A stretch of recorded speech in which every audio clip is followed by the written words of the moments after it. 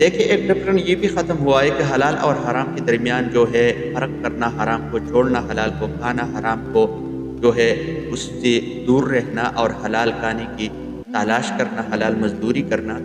زیادہ تر لوگ تو یہ بھی نہیں کرتے اور اس کے معلوم ہونے کی کوشش بھی نہیں کرتے کہ کوئی بھی چیز جو ہے یہ چیز میرے لیے حلال ہے، یہ چیز میرے لیے حرام ہے۔ اور زیادہ تر لوگ جانتے بھی ہے لیکن پھر بھی حرام کو کرتے ہیں، حرام کو کماتے ہیں اور حرام کو جو ہے اس کی تلاش کرتے ہیں۔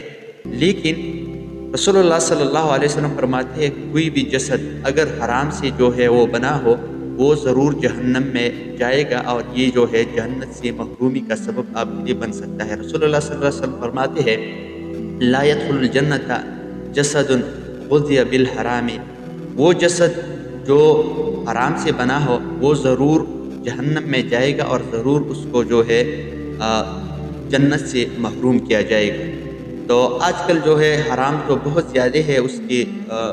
جو ہے کمانے کے راستے بہت زیادہ ہے، لیکن حلال کمانے کی کوشش یہ آپ کے لیے جنت کا سبب بن سکتا ہے، اور حرام جو ہے یہ آپ کے لیے جنت سے محرومی کا سبب بن سکتا ہے۔